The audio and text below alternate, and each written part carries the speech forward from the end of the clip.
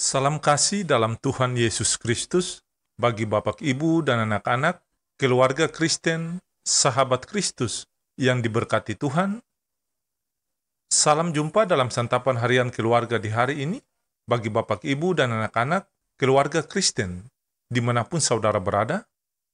Damai sejahtera Kristus dan sukacita Roh Kudus melimpah senantiasa dalam hati dan kehidupan keluarga Kristen yang terkasih. Mari kita berdoa sebelum membaca firman Tuhan.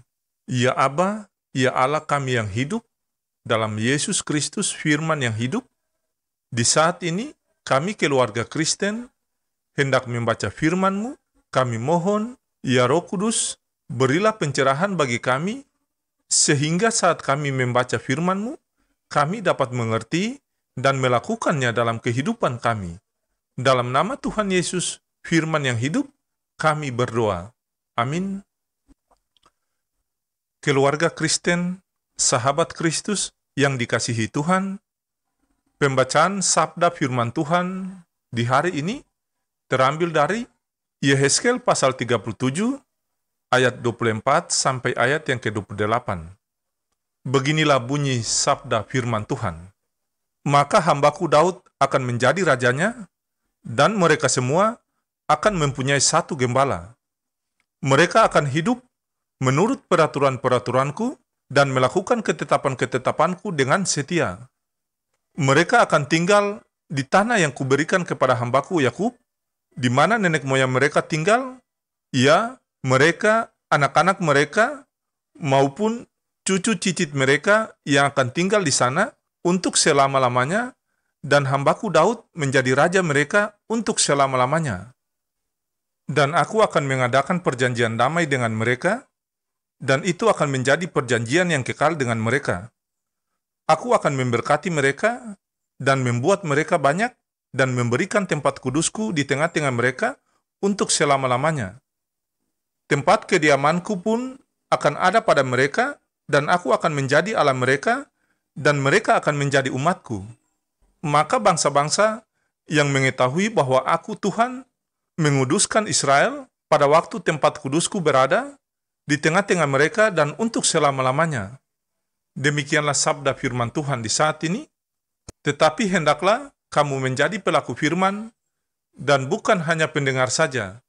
Sebab jika tidak demikian, kamu menipu diri sendiri. Amin.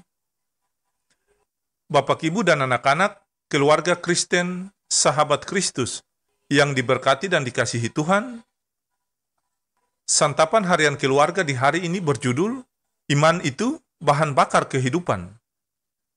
Keluargaku yang terkasih dalam Tuhan, dalam perjalanan, tidak selalu jalan yang dilalui lurus tanpa hambatan. Terkadang ada tantangan yang membuat perjalanan menjadi melambat, bahkan terlambat. Demikian dalam kehidupan kita, tidak selalu hari-hari yang kita lalui baik adanya. Ada saatnya situasi sulit datang menghampiri kita.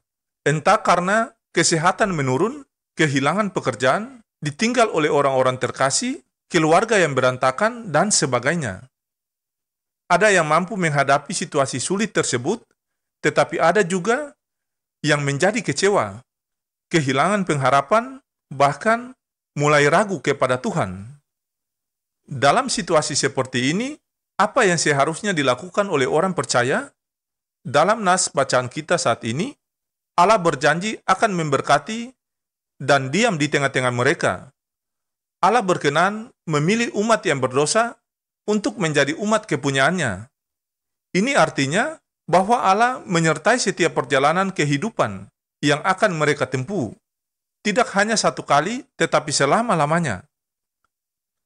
Keluarga Kristen, sahabat Kristus yang dikasihi dan diberkati Tuhan, pada waktunya janji itu ditepati, bangsa Israel dan Yehuda yang tercerai-berai disatukan kembali oleh Allah.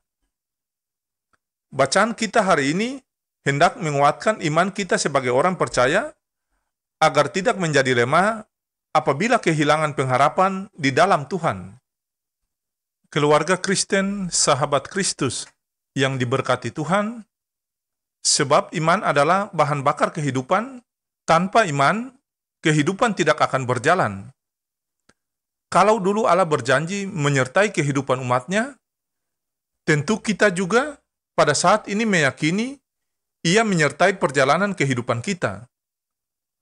Maka bila kita menjalani kehidupan dan menghadapi situasi yang sulit, mohonlah supaya Tuhan memperkuat iman kita yang lemah, sehingga tantangan hidup ini dapat kita lewati. Ya Tuhan, tambahkanlah iman kami yang lemah ini, sehingga kami tetap kuat menghadapi berbagai situasi hidup ini.